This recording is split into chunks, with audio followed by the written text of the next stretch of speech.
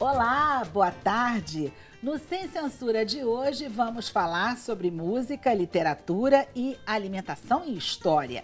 Os nossos convidados são Paula Jones, que é presidente da ONG ACT Promoção da Saúde. Ela vai falar sobre a importância de informações nos rótulos dos alimentos. Flávio Moreira da Costa é escritor e um dos maiores organizadores de antologias. Ele está lançando Aquarelas do Brasil, uma antologia de cantos e contos.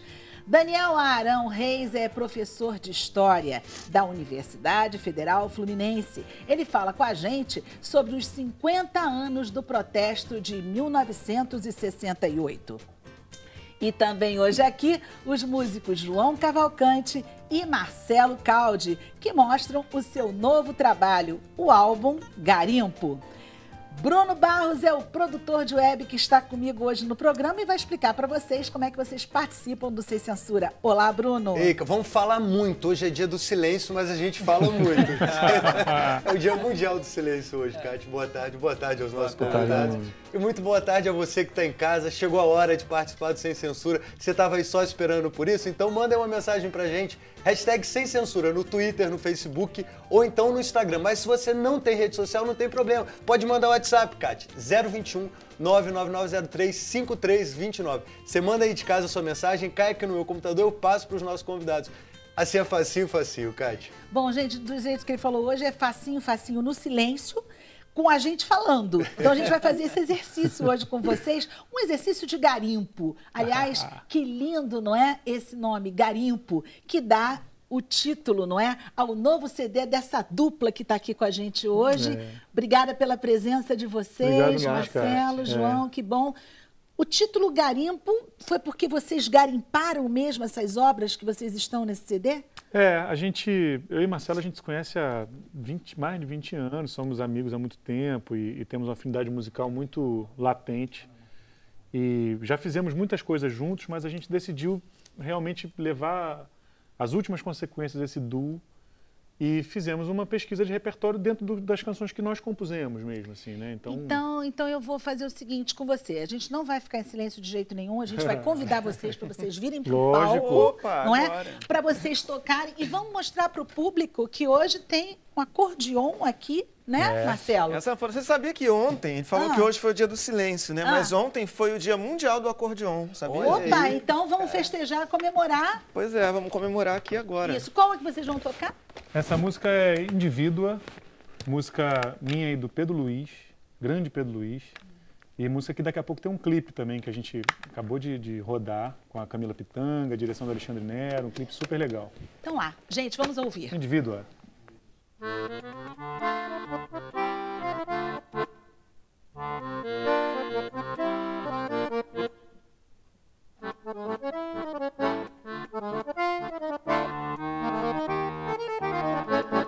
Essa ser humana tá me enlouquecendo, essa indivídua tá me atazanando, tá me bagunçando de maneira assídua, tá me entorpecendo essa sujeita insana. É uma fonema que me enche a boca, toda correlata me substantiva, tão objetiva, superar disjunta. Sou um prisioneiro da sua sentença, ela é intransitiva, ela é intransitória, me deixa em carne viva, de tão contraditória. Ela é intransigente, ela é intransponível, seu nexo é indecente, seu sexo inesquecível. É um objeto na minha sintaxe, toda predicada vem me dominando. Quando a adjetiva me bajula as frases, uma idioma me flexionando. É uma parágrafa tão incoesa que me dá certeza de ser abstrata. Não inventa crises nem exige crases, mas sua linguística só me maltrata. Ela é intransitiva, ela é intransitória, me deixa em carne viva, de tão contraditória. Ela é intransigente, ela é intransponível, seu nexo é indecente, seu sexo inesquecível. Vai, Marcelo.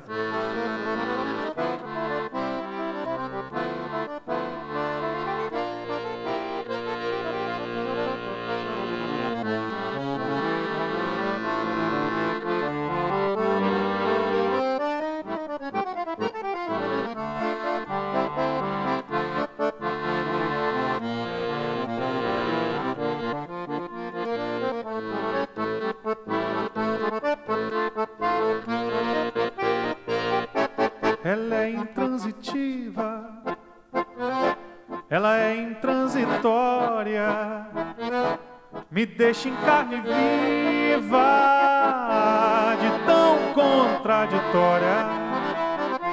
Ela é intransigente, ela é intransponível, seu nexo é indecente, seu sexo inesquecível.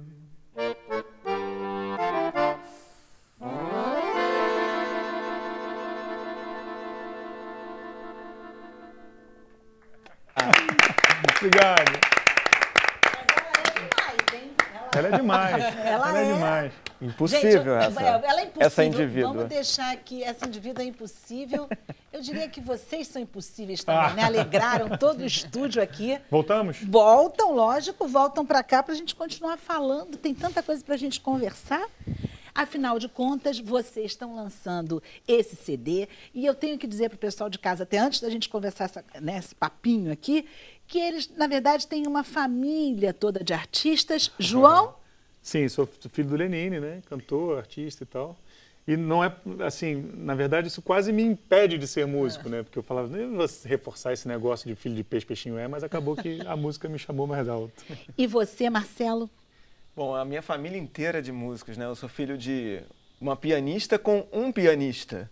Então, meus pais concertistas, professores universitários, eu também tenho primos, irmãos músicos, então uma família que está toda ligada à história da música mesmo. Ele tem com o irmão e com a mãe o Libertango, que é um grupo maravilhoso. Inclusive, já fizemos aqui programas aqui na TV Brasil, assim, o programa Partituras, já tive aqui em várias oportunidades, inclusive com a minha família, então uma alegria poder continuar essa história, né, João? Total. Gente, é uma alegria mesmo a gente ver, quer dizer, as pessoas que continuam, ou seja, que estão na família, mas continuam nessa história, e vocês vão fazer história com esse CD, com certeza, não é? Esperamos, não é isso? E vamos falar um pouquinho, então, das canções que a gente tem nesse CD, claro. O que o público vai encontrar, o que vai ouvir, porque tem um show, viu, gente, que vai acontecer, é esse sábado, não é? Esse sábado agora tem show do Garimpo lá no Blue Note Rio. A gente fez agora no sábado passado com participação do meu pai, do Lenine, com o Pedro Luiz, meu parceiro no Indivíduo. Que foi a nossa estreia, né? Foi a estreia. E esse sábado agora tem novamente com participações da querida ídola, mestra Joyce Moreno e da outra querida ídola contemporânea nossa, Roberta Sá. Nesse sábado agora no Blue Note Rio, a partir das 22h30. E tem o BNDES dia 7 de junho também, para quem não conseguir nesse sábado, o BNDES. Ainda vem 7 de junho. No e fora do Rio também? Aí acho que a partir de agosto a gente começa a circular, porque tem Copa do Mundo, o assunto começa a ficar meio futebolístico demais. Aí vai esperar passar, vai esperar passar a Copa. Né? Bom, gente, enquanto a Copa não passa, vamos falar de algumas dessas faixas que vocês têm. Por exemplo, a primeira tem um nome tão interessante, Consumido. Sim. Essa faixa foi com quem? Essa parceria é minha com o Jorge Drexler, que é um cantautor uruguaio, que eu sou muito fã também. E consumido porque tem o consumido do consumo, né? De ser consumido, de alguém consumir você, e tem o consumido do autoconsumo, né? Então, o verso síntese da música diz que não há arte em espanhol, né? No há artista consumado que não acha sido consumido.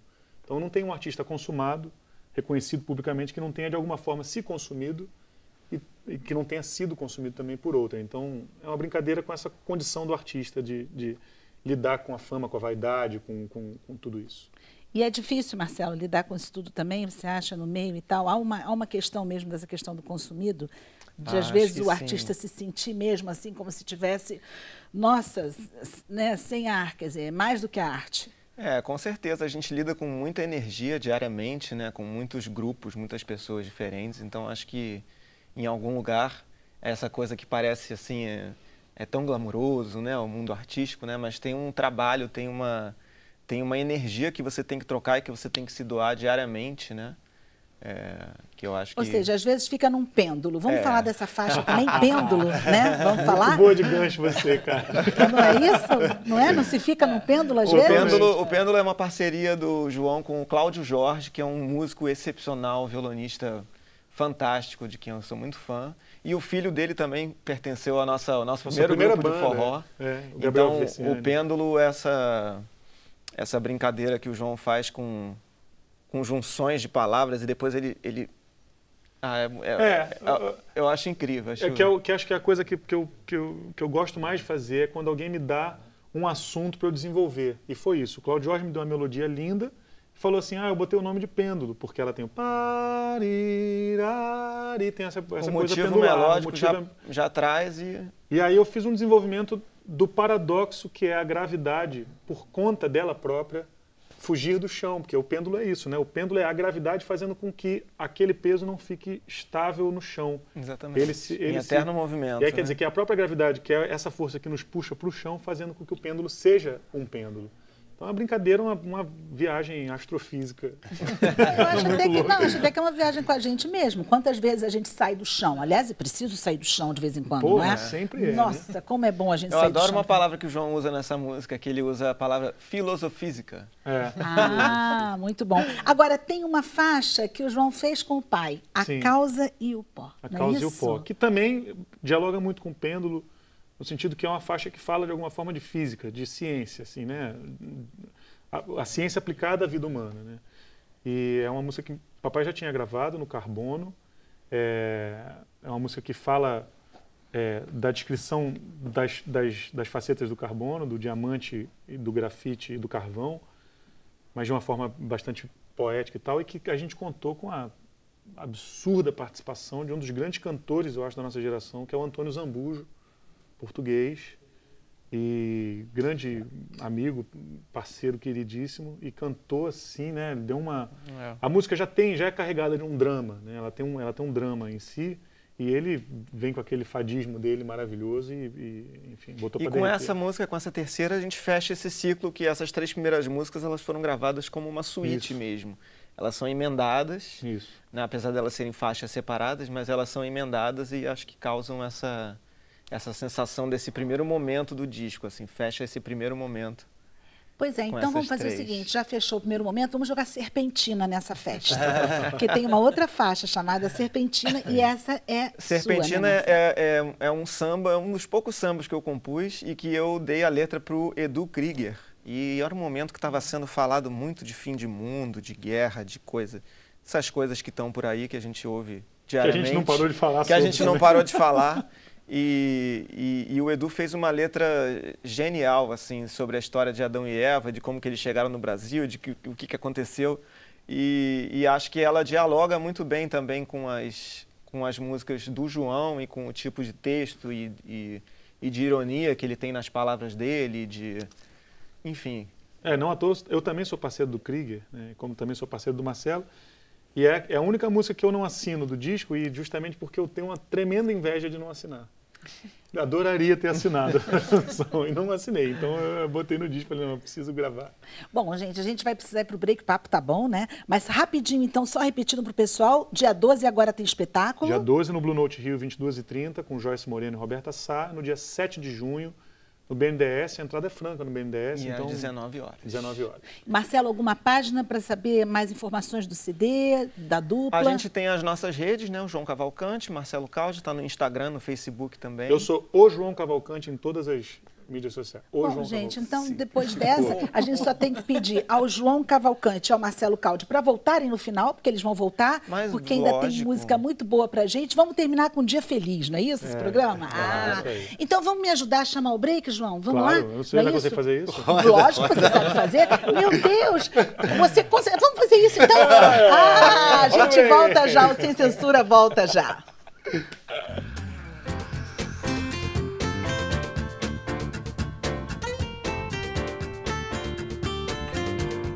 Estamos de volta com o Sem Censura e vamos saber com o Bruno Barros o que vocês estão perguntando e comentando. Bruno? Olha, João e Marcelo, Brasília está querendo o show de vocês. Vai para Brasília? E nós estamos querendo show em Brasília. Olha aí, então formou. Tá claro que vamos. Roberto Cabral Silva fala que Marcelo é um luxo nessa sanfona. Gabriela Goldinho fala que João é a voz mais bonita do Brasil, disse isso da última vez que esteve aqui no Sem Censura. E ela só confirma mais uma vez. E aí tem o Gabriel Menezes, que participa sempre. Valeu, Gabriel. Ele quer saber como é que vocês se conheceram. Rapaz, a gente estudou no mesmo colégio, mas a gente é ligeiramente de gerações, né, não somos de gerações distintas, mas acho que tem 1 ou 2 anos de diferença, por né, aí. De turma, assim. Marcelo, embora não pareça, é mais novo do que eu. Filho da mãe. Mas a gente se uniu, na verdade, antes da música, eu acho que foi pelo basquete, cara. A gente jogava basquete junto. Você vê pela estatura do Marcelo que ele teve uma carreira pro... Aí eu não cresci. A minha nem eu, para fins de basquete, também nem eu, na verdade. Mas eu queria ter uma profissão, mas a minha mãe me obrigou a ser músico. E aí... Foi por aí. Mas a gente já se conhece desde o tempo de escola, na verdade. Maravilha. Tá respondido. Estudamos juntos no Senador Correia, colégio que hoje em dia é um colégio municipal ali na Praça São Salvador. Estudávamos juntos lá. Bom, gente, e eles estavam falando aqui dessa questão de estudarem juntos e dessa questão também das diferenças. E a gente com eles falava do pêndulo, dessa coisa de sair do chão. E a gente tem hoje aqui conosco o professor Daniel Arão, que vai falar sobre 1968, um ano que a gente não esquece. A gente está completando 50 anos desse ano, que praticamente tirou, né, movimentou o mundo, né, tal qual um pêndulo que a gente conversava. As pessoas se movimentaram, saíram, se mexeram num movimento que foi mundial e que depois chegou ao Brasil de uma forma assim bastante forte. Não é isso, professor? Boa tarde. Na verdade, esses movimentos todos que aconteceram em 68 se interrelacionaram, mas todos eles tinham uma dinâmica interna própria, né? Uma autonomia própria. O movimento no Brasil teve uma autonomia clara em relação a qualquer outro, mas o ano foi particularmente quente porque a gente teve movimentos nos Estados Unidos, na Europa Ocidental, aqui na América Latina, no México, na Argentina, no Brasil, e tivemos também no mundo socialista, né? Na Tchecoslováquia, a famosa Primavera de Praga, que foi, afinal, esmagada pelos tanques soviéticos em agosto de 68, e a Revolução Cultural na China, que permanecia no ano de 68. Então, capitalismo, socialismo, ditaduras e democracias, todos os sistemas foram sacudidos, né? Foram abalados no ano de 1968. E por isso que ele se tornou tão emblemático. Agora, há uma explicação assim concreta do porquê exatamente nessa época, 1968? Olha, há muitas explicações, né? A que eu mais acho interessante é a que situa os anos 60, né? Não particularmente o ano de 68, mas os anos 60 numa grande conjuntura que é a da Revolução Científico-Tecnológica, iniciada em final dos anos 50. Nós vivemos essa revolução até hoje, que mudou completamente a paisagem do mundo em todos os níveis, econômico, social, cultural e político. E 68 foi, quer dizer, os anos 60, e em especial 68, foi um momento em que já a instabilidade que essa revolução trouxe já impactava, né? Então, eu vejo esses anos como anos que já prenunciam essa instabilidade toda que nós vivemos até o momento atual. E aqui no Brasil houve um episódio que poderia ser chamado de estopim em 68, como, por exemplo, a morte do estudante Edson Luiz. Poderia-se dizer isso? Pode-se, mas é importante lembrar que o movimento estudantil brasileiro já vinha se desenvolvendo desde 65, vinha acumulando passeatas, se desdobrando, congressos clandestinos, De sorte que a própria luta dos estudantes do calabouço, no qual se insere o Edson, né? O Edson Luiz Lima Souto era um comensal do calabouço, era um grande restaurante de estudantes mais pobres que existia no centro da cidade. Ele foi demolido pela ditadura, depois reconstruído, mas em péssimas condições, e os estudantes protestavam contra isso já desde antes. De sorte que essa morte ela tem um impacto certo, porém ela não cria o movimento, né? O movimento vinha num processo de ascensão, e aí essa morte catalisa, né? Acelera o movimento. E foi esse assassinato, né, do Edson Luiz aconteceu em 28 de março de 1968, e foi importante porque é a primeira vez em que houve uma grande passeata no Brasil, sem repressão, né? O escândalo foi tamanho, a emoção foi tamanha, veio tanta gente participar do processo, que a repressão se retirou das ruas, e foi um primeiro momento depois da ditadura.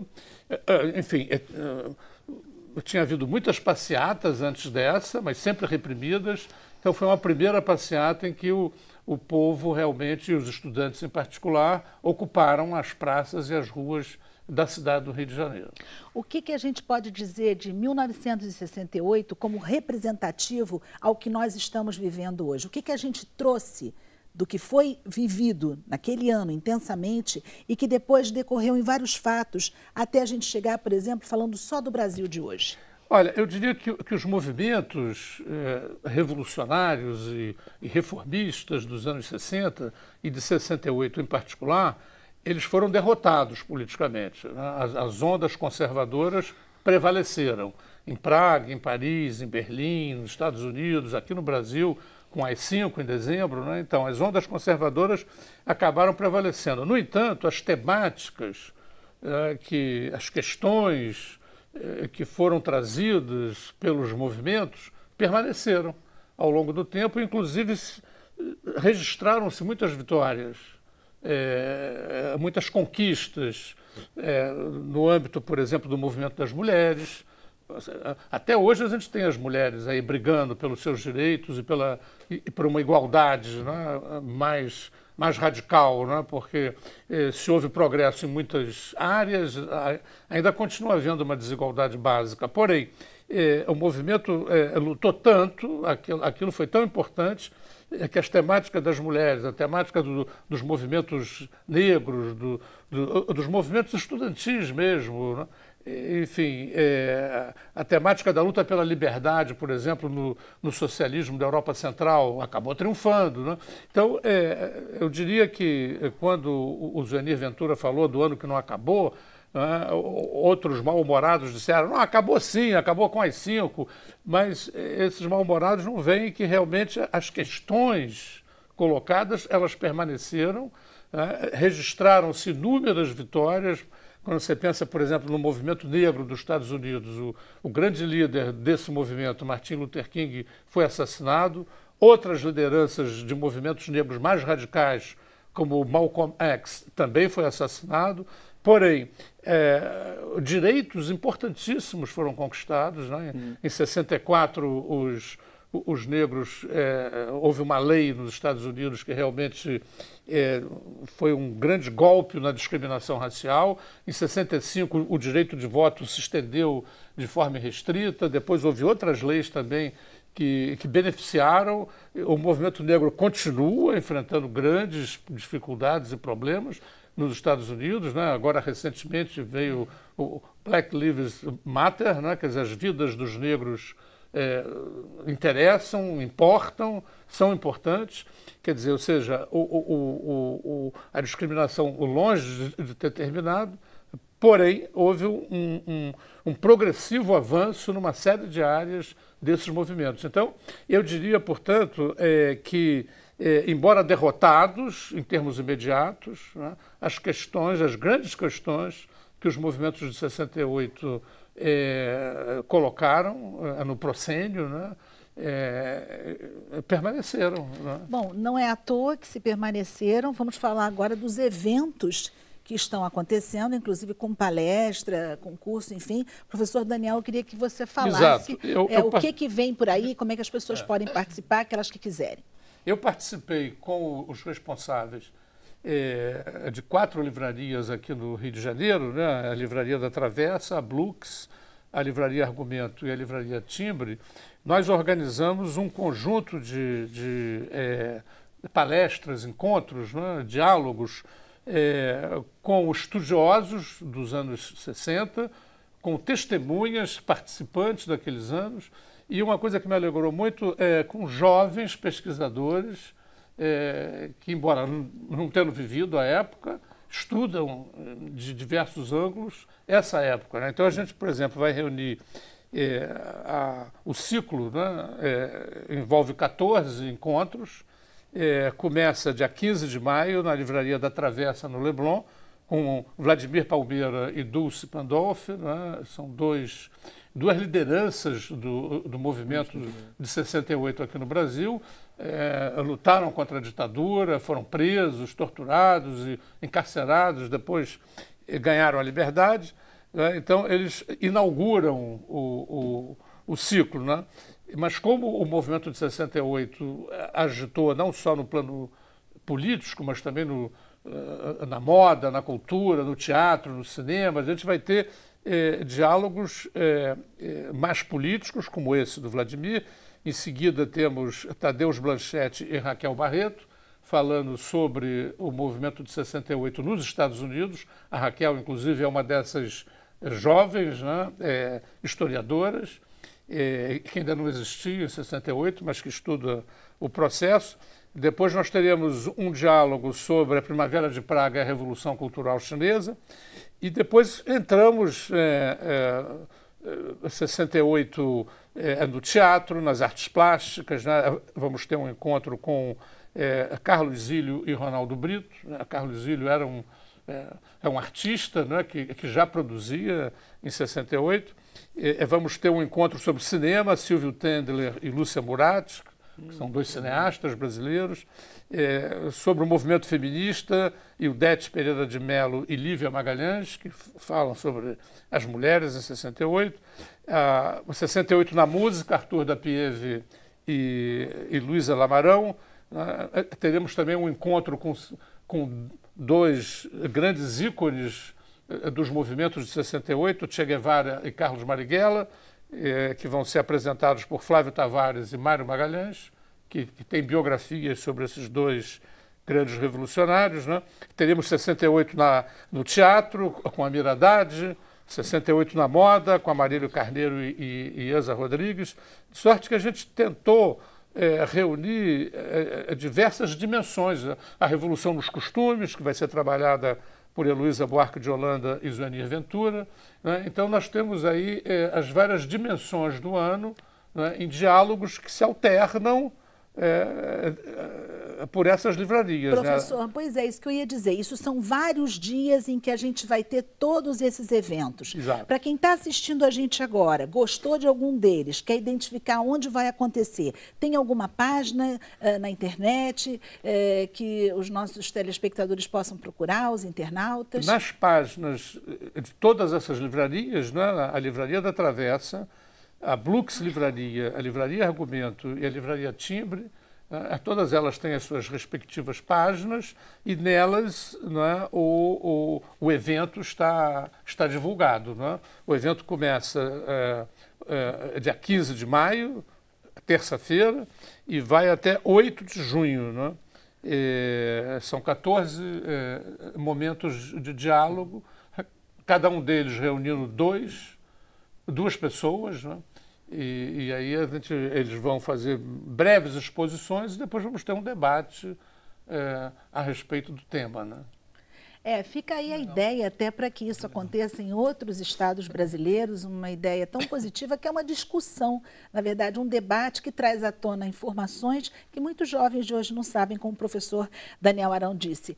Professor, muito obrigada pela sua presença. A gente continua aqui no programa, mas agora, como a gente estava falando com você, a gente, de certa forma, muitas vezes precisa fugir desses rótulos e a gente precisa buscá-los no supermercado. Ah, não é isso? Muito bom! E aí a gente tem que buscar, não é isso? A gente tem hoje aqui com a gente a Paula Jones, que é presidente da ACT, Promoção de Saúde. Ela vem falar de um assunto, gente, que eu considero tão interessante no nosso dia a dia.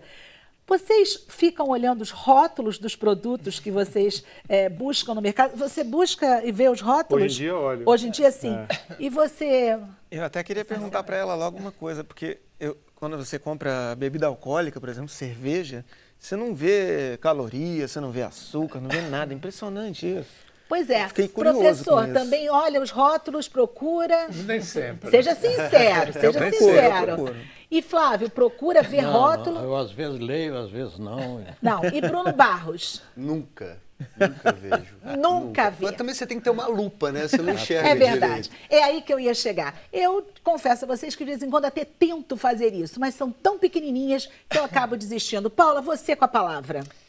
Bom, vou contextualizar, né? Assim, primeiro, é uma honra estar aqui, né, do lado da literatura, história, cultura, música, sensacional aqui para falar de um tema mais árido que é a política pública, que é a área que a gente atua, né? Muito mais assim, você construir um ambiente na sociedade em que seja possível fazer escolha saudável, né? Para chegar aí na questão dos rótulos. O ideal mesmo é comer coisa que não tem rótulo, tá? Contextualizando mais uma vez, né? O bom mesmo é comer comida de verdade, nosso velho arroz com feijão, legume, verdura, carne, enfim, né? Uma alimentação variada.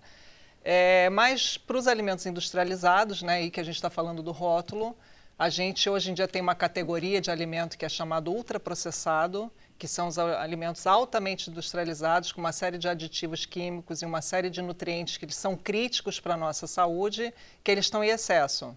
Aí, voltando de novo, né? A gente hoje no Brasil vive uma epidemia da obesidade e do sobrepeso e isso acarreta vários problemas de saúde, né? De doenças crônicas e tal. E uma das questões é essa questão de que a qualidade dos alimentos industrializados cada vez pior e a dificuldade da gente entender o que está por trás daquele rótulo, porque rótulo é propaganda, né, gente? Uma forma de você colocar ali na embalagem, você tornar o seu produto atraente. E a embalagem é a chave para tornar o produto atraente.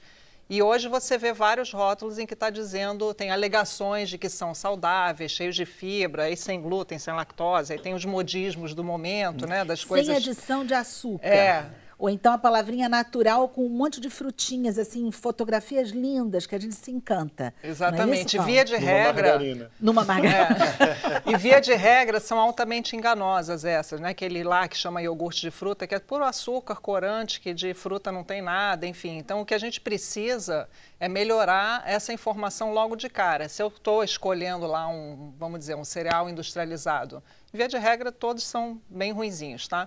Mas assim, se eu estou escolhendo entre um e outro, eu preciso estar lá na minha cara, no rótulo, quando eu bato o olho, e esse aqui tem excesso de açúcar, esse aqui tem excesso de gordura, esse aqui tem excesso de sódio. Eu preciso bater o olho e ter essa informação com muita clareza. Você já tem alguns países, a gente vem defendendo, isso está em discussão na Anvisa.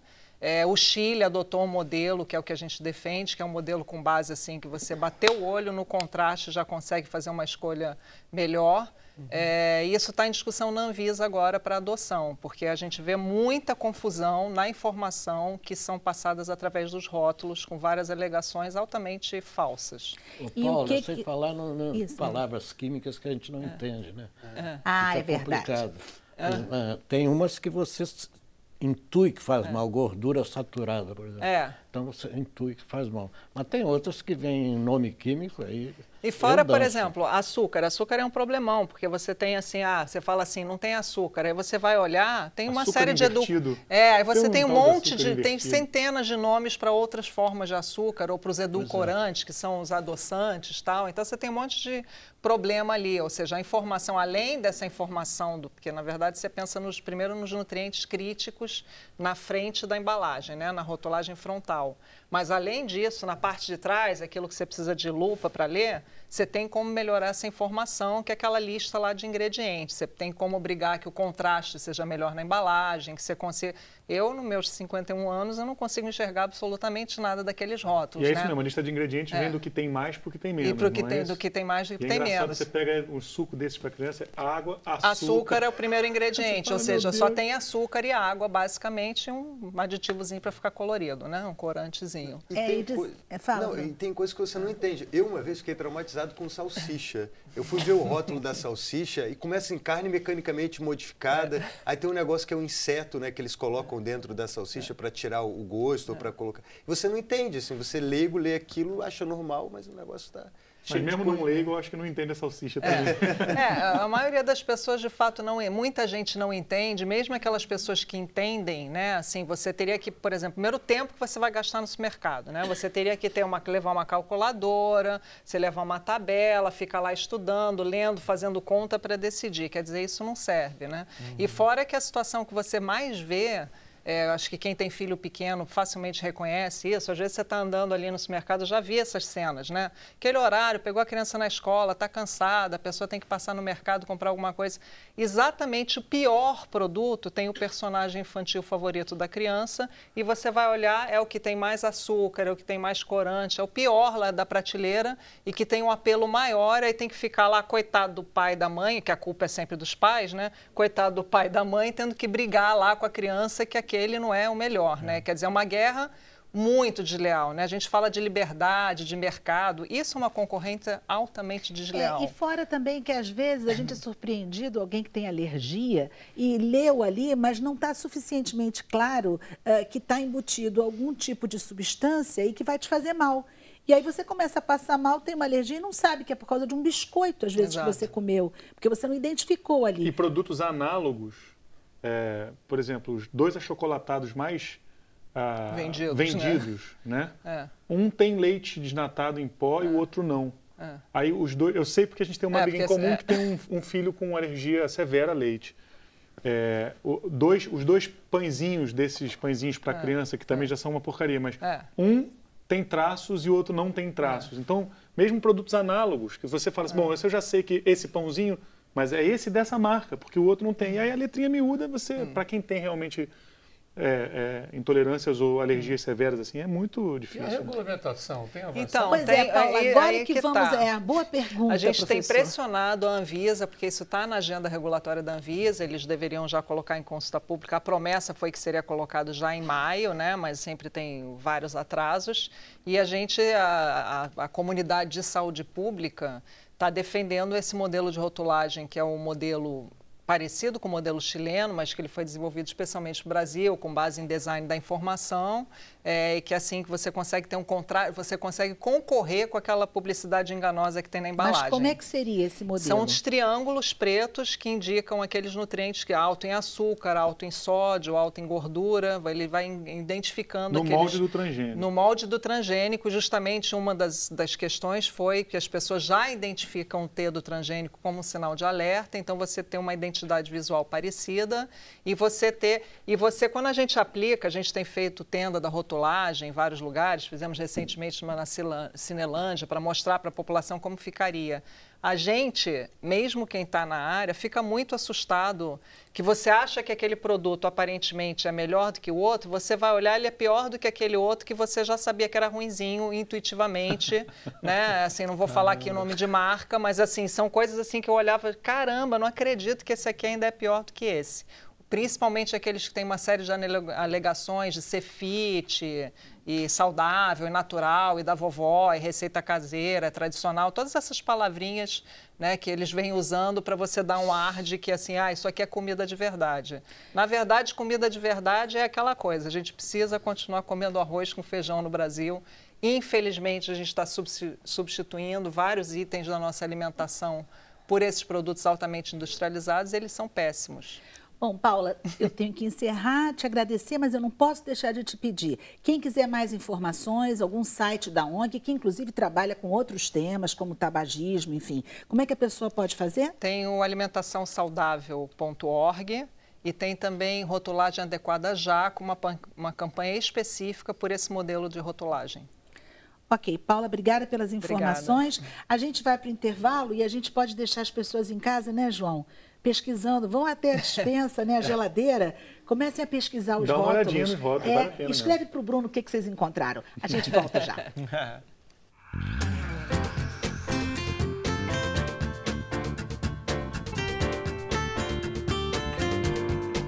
Estamos de volta com Sem Censura, Bruno Barros, e o que as pessoas estão comentando, perguntando? Olha só, a gente estava falando aqui dos rótulos, né, de mercado, e tem uma telespectadora aqui que é fã do João e disse que encontra com ele no Hortifruti. Olha aí. É a Cristina, e ela acha que você lembra dela. Ela falou, olha, tenho certeza que ele vai lembrar de mim. Cristina Garcês, manda um abraço para ela. Bom, um abraço, Cristina. É bom que a gente está se encontrando comprando legumes, verduras e frutas frescas. E vendo o rótulo.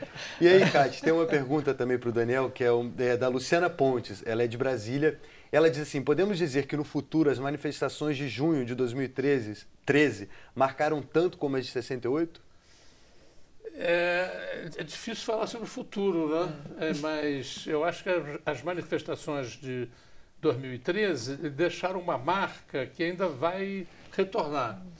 Eu tenho essa impressão, mas é de difícil verificação em termos imediatos, né? Muita gente acha que aquele movimento cresceu demais e decresceu muito rapidamente, muito mais rapidamente do que deveria, né? Porque aquela pressão seria muito saudável para o nosso sistema político. Mas eu penso que deixou marcas e voltará, provavelmente não com a intensidade que foi a dos movimentos de 68, porém, uma coisa bem marcante, né? Que bom. É isso, Cátia. Ok. E a gente sabe que muita gente também deixou marcas na nossa literatura e a gente hoje tem a honra, eu digo honra sim, de receber um dos mais importantes organizadores de antologias do nosso Brasil. Flávio, muito boa tarde, é um prazer tê-lo aqui, Flávio Moreira da Costa. Você que está dizendo isso, hein? Não, eu não. Olha, gente, eu posso garantir a vocês que não sou eu, viu? Eu posso dizer a vocês que ele está sendo aqui muito assim, porque na verdade é assim, tem mais de 30 antologias e a que ele traz hoje para a gente aqui tem muito sentido com o nosso programa, porque mexe com música e literatura, mexe com história. Não é isso, Flávio? Vamos falar de Aquarelas do Brasil. E começa com um nexo com a música do João, né? Porque meu trabalho é de garimpagem, né? É um garimpo brabo, isso que eu faço aí. Então, até, aliás, parabéns pela música. Música e letra, é muito bonito. Obrigado. Então, né, nessa garimpagem é onde eu tenho algum prazer quando eu descubro algumas coisas que não estão em circulação, né? Eu vou dizer uma delas que é menos polêmica, mas que vale a pena. Raul Pompeia é tido como autor do Ateneu, quase que só, o romance Ateneu. Ele é um grande contista que não está publicado praticamente há anos. E aí tem 2 contos dele, né? Que é uma forma de revalorizá-lo. E outro é um conto que eu encontrei no ano exato de 1900, e a ação se passa possivelmente 20 anos antes, e chama-se Samba. Então, só o título já remete para uma falsa polêmica que tem, né? Se o samba é baiano, o samba é carioca, e nesse conto fica muito claro que o samba nasceu na senzala, o samba é africano, né? Pelo menos na palavra samba, que na época usava mais batuque, né? Esse conto é do Magalhães de Azeredo, não é? Esse conto nunca mais foi reeditado. Ele foi publicado num livro que está esgotadíssimo. Graças à internet eu consegui acesso a ele. Tive de traduzir do português da época para o português de hoje, porque já, imagina, um século. E a gente vai encontrar contos também de Machado de Assis. Não é que seja um grande conto, nem ele um grande escritor. Mas essa é uma colaboração da antologia até para, embora não seja o meu setor, né, para a história do samba. Contextualizar a própria história. Geralmente fica de fora isso. O samba foi feito aqui na Bahia, dizem os baianos, os carioca dizem que foi feito aqui na Tiaciate, aquele por ali, né? Na Pequena África. Ali perto na Estácio de Sá ali, né? Enfim, ali no centro, ali naquele lugar. A Pequena África, né? E o samba foi feito, nesse conto fica claro que o samba foi feito na senzala. Era a forma que eles tinham de se expressar, né? E a gente também tem nesse livro muito de Machado de Assis, não pode deixar de falar. Eu estou falando dos que não são clássicos já conhecidos. Machado de Assis tem uma frase de uma crônica dele, que eu uso só como contrapartida, né? Que ele diz que a primeira manifestação artística do garoto, no caso ele fala carioca, eu diria brasileiro, é o assovio, né? Então, já começa com a música do próprio corpo, né? Assovio. E o Machado tem muito de música, ele tem a obra-prima, né? 3 obras-primas que eu coloco aí dele, né? Que ele fala disso, inclusive o machete, né? Que é o bandolim, né? Na época se chamava assim. E são clássicos e eu começo por ele, né? E vou até os mais modernos, mais contemporâneos, como Sérgio Santana. Então, minhas antologias sempre têm um aspecto horizontal, no sentido histórico aí, né? Começa lá e vem até hoje, e vertical, tentando pegar todos os aspectos do tema, né? Agora, deixa eu te perguntar, até como curiosidade, porque você dizia que o seu trabalho é de garimpo, aproveitando a música, não é? Você tem muitas outras antologias que são reuniões de contos. Quando você procura contos, como é que é o trabalho que você faz? Tem uma ideia, um tema, busca um autor que já existe, pede para escrever aquele texto, vai buscar em pesquisas aqueles que já escreveram? Aí entra uma diferença básica que eu me bato um pouco, que antologia e coletânea são coisas diferentes, né? Antologia, em princípio, por definição, embora os dicionários digam que seja sinônimo, não são, antologia é o melhor de uma época, o melhor do que você possa ter, né? Coletânea, você pega alguns amigos, publicam um livro, é uma coletânea, não necessariamente é melhor ou pior. Né? Primeiro eu tenho uma memória, graças a Deus, uma memória boa. Eu me lembro de contos que eu li na adolescência, entendeu? Se eu penso num tema, eu digo, mas tem aquele conto, aí eu vou rever, e começo a descobrir contos novos. É um trabalho que eu gosto muito disso. Porque eu sou muito disperso, entendeu? Como escritor, eu sou muito disperso. E a antologia foi uma forma de eu segurar essa dispersão, entendeu? De dar um objetivo a ela. Porque o que é uma antologia se não uma mini biblioteca, entendeu? Porque é um negócio muito amplo, né? Agora, Flávio, você tem uma antologia que é de cães e gatos. Essa é bem curiosa, não é? Essa que você reuniu contos de cães e gatos, não tem? Essa tem até uma resenha de botou um ponto de interrogação, mas cães e gatos, por quê?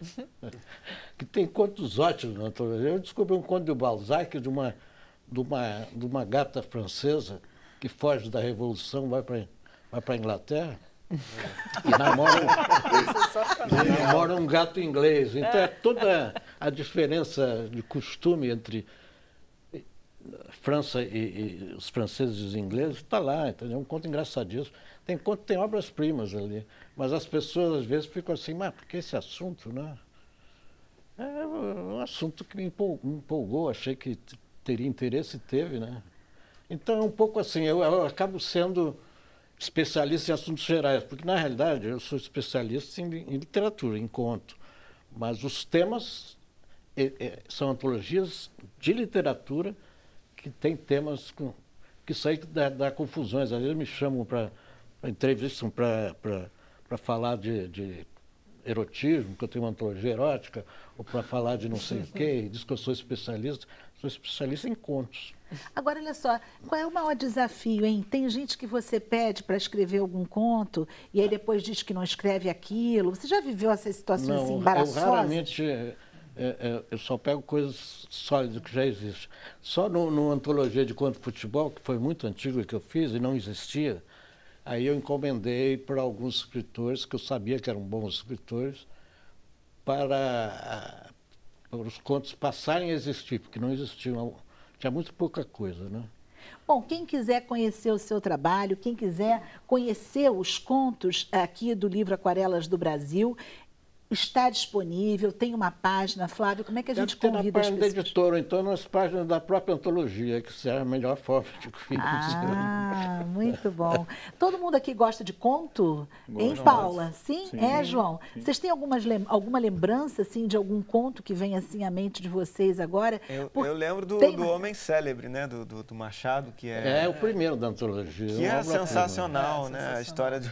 E que é um problema de música até hoje, né? É um compositor. Você vai fazer uma sinfonia, frustrado, vai fazer muito bom, um sertanejo para faturar, né? Como é que é esse conto, Marcelo? Conta rapidinho. É um compositor que ele tenta compor obras, umas obras grandiosas, com formas grandes, mas ele só consegue compor polcas. Isso então, que faz sucesso. E ele faz sucesso com as polcas, ele fica incomodadíssimo com aquilo. Então, mas ele gostaria de ser um compositor como era Chopin, né? Como eram as referências certamente dos compositores europeus e russos e tal. Mas é muito interessante. Ele quer fazer uma sinfonia que acaba não fazendo nunca, né? Por causa do sucesso das polcas. No documentário, no filme da Nina Simone, né? Tem uma passagem que ela fala isso, que ela quando finalmente foi tocar no Carnegie Hall, mas foi tocar como compositora de música popular, e que o sonho dela, você vê, uma mulher negra tocando piano no Carnegie Hall, já era por si só um feito, mas que ela estava ligeiramente frustrada porque ela queria mesmo como concertista. É verdade. Ela não estava exatamente muito satisfeita. Gente, olha só, então a gente está na literatura, uma literatura que fala de música. Então eu agradeço a você, Flávio, sucesso para o livro, e a gente vai para a música para encerrar o nosso programa. Vambora, Marcelo, vambora, João, mais uma vez. O que vocês vão tocar para a gente nesse finalzinho? Só falando já? Essa música que a gente vai tocar chama-se Dia Lindo. É uma música, parceria minha com a Joyce Moreno, queridíssima Joyce Moreno, e que fala de alguma forma sobre a perspectiva da finitude, né? Da vida humana. Gente, que bom, né? Vamos terminar com um título ótimo, Dia Lindo. Não foi um dia lindo, não sem censura? Agradeço a todos os convidados, obrigada pelos temas, Bruno Barros. A gente termina aqui na TV com essa música maravilhosa, mas a gente continua ainda no Facebook, na página do Sem Censura. Eu me despeço de vocês da TV. Tchau.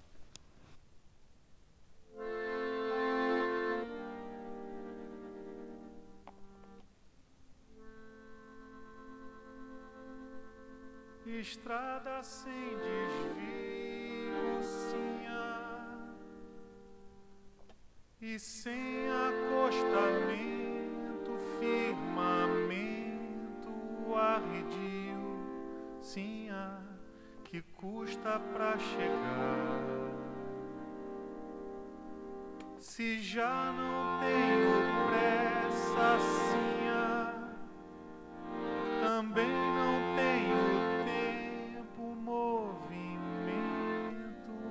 interessa, sinha, bem mais do que o lugar. O vento não dura, sinha, e nem pode durar.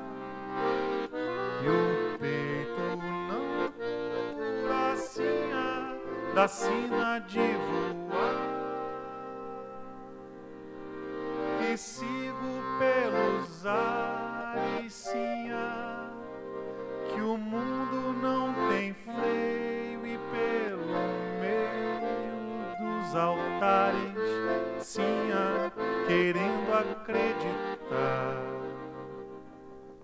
Se já não conto os anos, sinha, também não poucos dias, alegrias, desenganos, sinha, que já nem sei contar.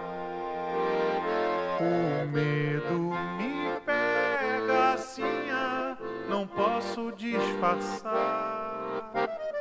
Tão cedo não chega, sinha, a hora de pousar.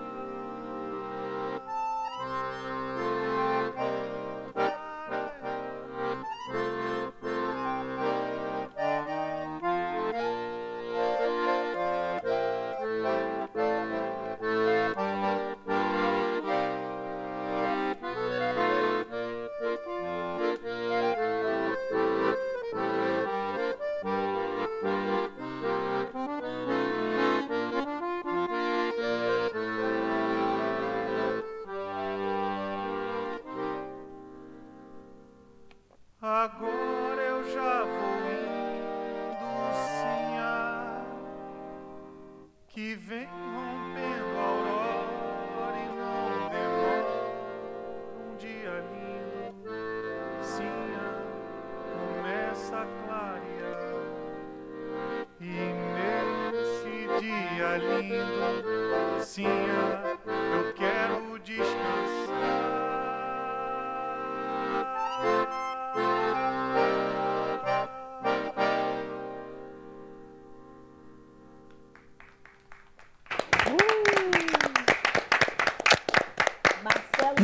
Obrigada Obrigado, pelo espetáculo que vocês Cátia, deram que aqui. isso. Voltem para cá, a gente ainda tem mais um pouquinho de tempo para conversar com vocês. Marcelo, deixa o acordeon. Né, seu grande fácil. É uma musculação quase também, né? Você carrega... Tem que ser forte. Não é? Esse instrumento é chamado de portátil, né? Portátil. Ah, esse é portátil. Já que não dá para Esse- carregar um piano, portátil, né? não dá para levar um piano, acordeão tá mole. Bruno Barros, quais são as perguntas e os comentários? Olha aí, Tiago Mendonça diz, menino João canta muito. Muito obrigado. Roberto Cabral Silva, ele fala assim, agora sempre procuro saber o que vou comprar e comer, ele lê nos rótulos, com óculos, claro. Ele diz assim, parece que não deixa a gente saber o que é que tem ali dentro. As empresas querem esconder? É por aí? Querem, É. querem. E a gente tem que ficar de olho. A gente tem que ficar de olho. Inclusive, as empresas estão propondo uma proposta, né? Estão fazendo uma proposta que ela confunde mais do que informa, que coloca mais um excesso de informações coloridas que se confundem ali no rótulo. A gente quer informação clara, né? Que você bata o olho e possa ver, sem esconder lá os problemas aí. Elas que se reinventem para melhorar a qualidade dos seus produtos. Né? Eu Agora, acho que o até caminho aproveitando é assim esse gancho do Bruno, Paula, há possibilidade também de falta de informação ou então informação mentirosa mesmo, quer dizer, não é aquilo que tem, mas está lá escrito. Tem um pouco de tudo, né? O que a gente pode garantir é que a regra seja que a informação seja passada de uma forma mais clara do que ela é hoje.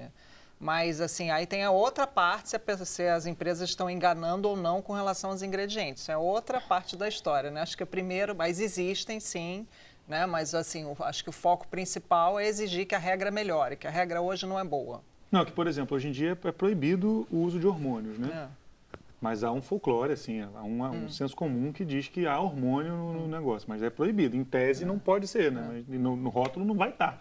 Se as empresas usam ou não, a gente fica meio à mercê de acreditar. E aquelas né? coisas assim, o que se quer esconder ou não, né? Como agora está uma movimentação forte para tirar uma regra que a gente já tem há 14 anos, que é o símbolo do T dos transgênicos, que todo mundo reconhece, estão tentando tirar aquilo da embalagem. Para mim, isso é uma manobra de enganar. Quer dizer, gostando ou não gostando, você tem o direito de saber. Então, me espanta até que quem goste queira tirar. Porque quem gosta está querendo tirar. Por quê, né? Se gosta tanto, o negócio é tão bom, não há interesse para que público vai tirar? nenhum para Né? isso, Então, né? tem muitos interesses aí que são interesses puramente comerciais, né? Eu acredito que a gente precisa mudar a regra do jogo para que a sociedade fique melhor para todo mundo, gente. Não dá. Gostam de vender, né?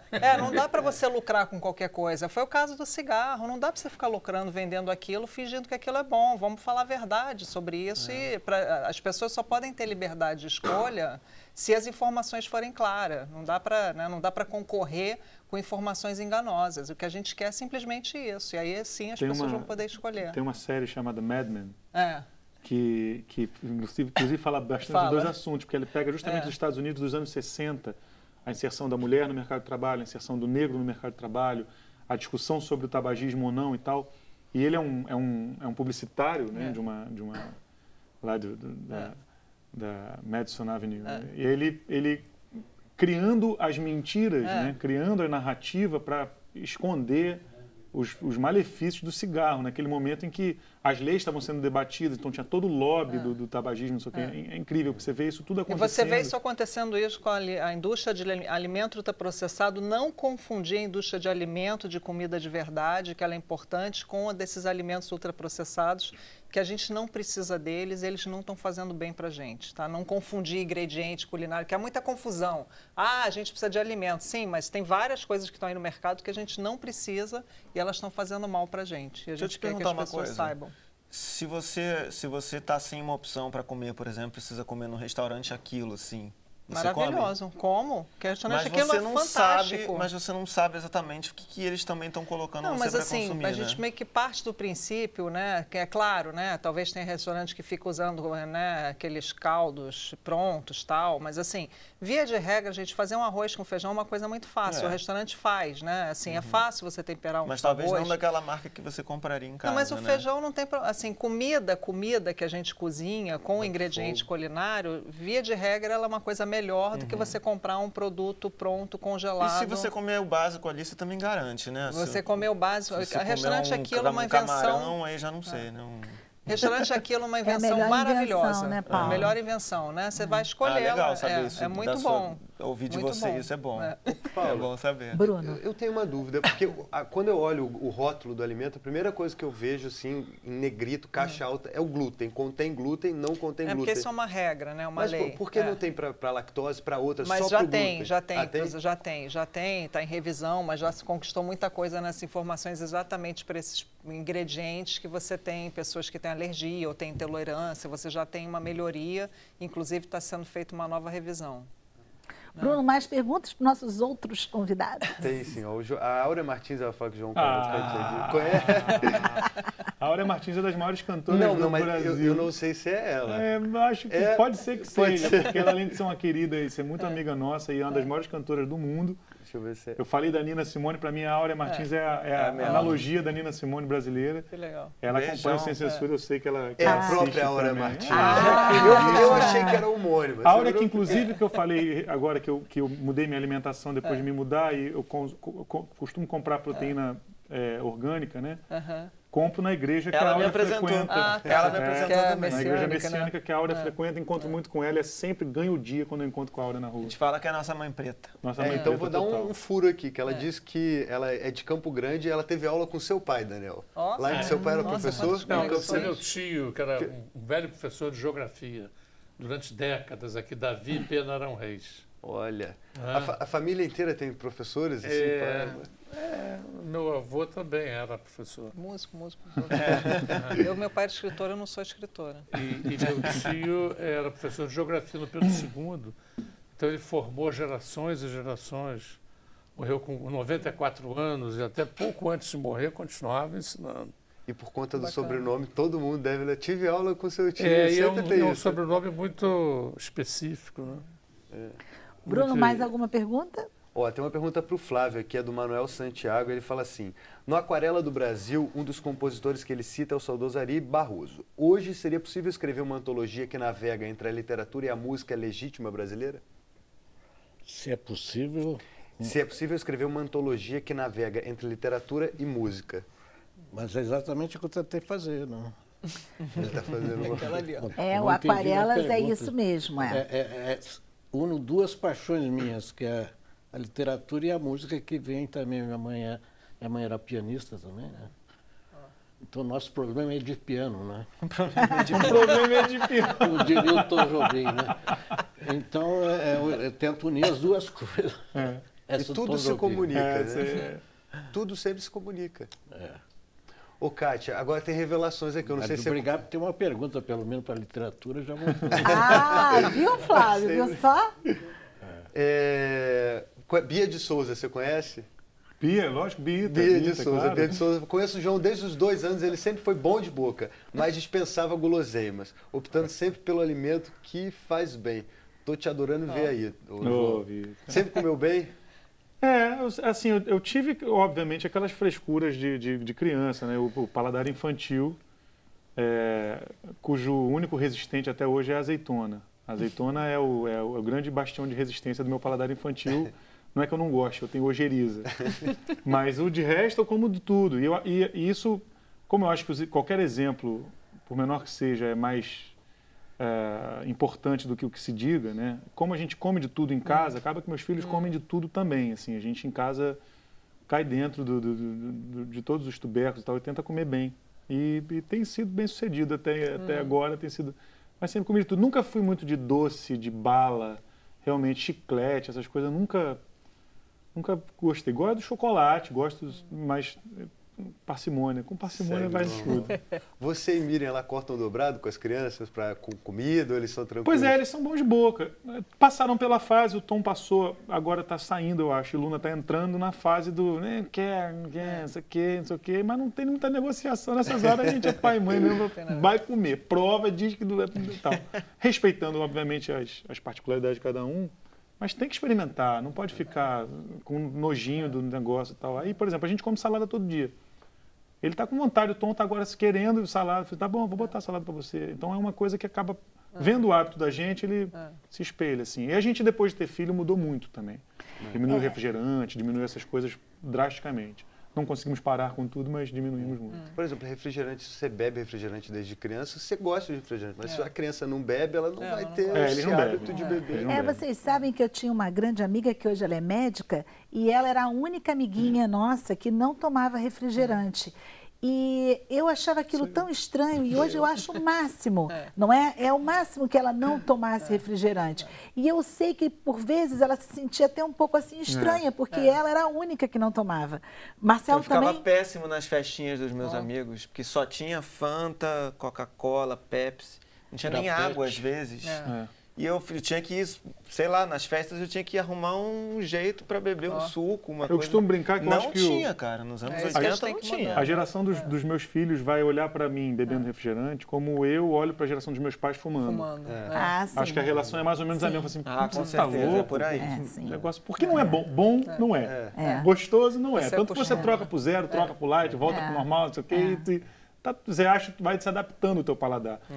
Mas é um hábito, né? É difícil. Professor, até ouvindo essa nossa conversa toda, e o Flávio mencionou, que bom, fizeram uma pergunta de literatura para mim. O nosso Brasil melhorou de 68 para cá, nesses 50 anos? Em certos aspectos, acho que sim. Nós vivíamos numa ditadura política, né, que tinha a tortura como política de Estado. A tortura ainda é praticada pelas polícias, né, mas já se tornou ilegal. É denunciada frequentemente. E o fato de termos passado para um regime democrático, por mais que a democracia seja lacunar, imperfeita, do que se trata é melhorar a democracia, aperfeiçoar a democracia, e não recusá-la sob o argumento de que ela tem imperfeições. Né? Então, eu acho que essa foi uma mudança qualitativa e que não é muito valorizada, né? Em função, eu próprio me preocupo muito com isso. A nossa democracia anda muito desmoralizada, né? Há uma descrença muito grande em relação à democracia e a que nós temos, e do que se trata de aperfeiçoá-la, né? De melhorá-la e não de assistir ao seu naufrágio. Né? Na época que teve um desses espetáculos bárbaros no Congresso, assim, de ignorância, você via os representantes lá, os mandatários públicos desfilando ignorância. Teve um amigo meu que falou assim, tinha que fechar esse congresso logo. Como é que eu consigo argumentar que é melhor um congresso ruim do que congresso nenhum? Né? Aí eu falo, não é bem isso, né? É ruim, a representatividade está muito realmente claudicante. Assim, eu mas, quando falo sobre 68, me perguntam às vezes para comparar, eu digo, bem, em 68 a gente tinha ilusão de que a ditadura estava balançando. Na verdade, ela ainda tinha muitas reservas, tanto é que veio o AI-5 e tivemos 10 anos de uma trancadura. Né? Enquanto que hoje o que parece balançar é a democracia, né? com candidatos aí, com propostas autoritárias, com ameaças, né? E vociferações. Então, eu penso que hoje é a democracia que está balançando e do que se trata é a gente lutar para aperfeiçoar a democracia. Claro. Eu acho que a gente, de certa forma, encerra bem o programa de hoje, né? Lutar para aperfeiçoar a democracia, nos informando, não é? Exigindo os nossos direitos, como a Paula trouxe hoje aqui, lendo muitos livros, não é? Como o Flávio trouxe hoje aqui, ou seja, prestigiando a nossa literatura, prestigiando os nossos jovens como o Bruno Barros e acreditando neles, não é? E principalmente, né, gente, curtindo uma boa música, não é? E esse papo agradável que a gente teve com a dupla do Marcelo e também do João. Cara. Pessoal, eu agradeço demais a presença de vocês. Professor, obrigada pelas explicações. Foi uma tarde extremamente agradável. A gente encerra aqui no nosso Facebook e amanhã nós estamos de volta com mais um Sem Censura. Tchau. Vamos lá, tchau, João. Agora eu vou ficar em silêncio. Ah, é, o dia do silêncio. O dia do silêncio.